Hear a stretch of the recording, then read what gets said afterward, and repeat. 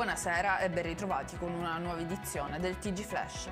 In apertura alla politica, il ponte sullo stretto di Messina porterà indotto economico e non solo un potenziale miglioramento dei collegamenti tra Sicilia e Calabria. Ad evidenziarlo è uno studio condotto da Open Economics presentato nelle scorse settimane a Palermo. Stimato un impatto positivo sull'economia nazionale che supera i 23 miliardi di euro.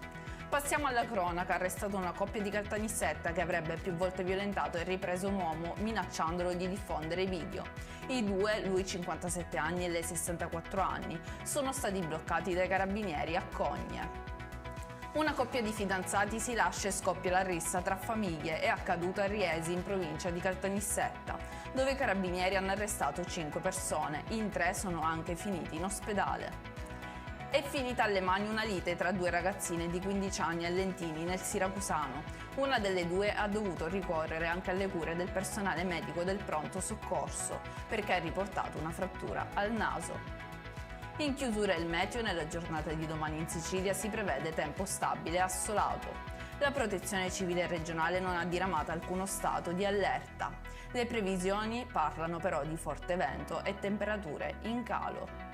Per tutti gli approfondimenti di queste notizie potete consultare il nostro sito www.newsicilia.it e i nostri canali social. Arrivederci!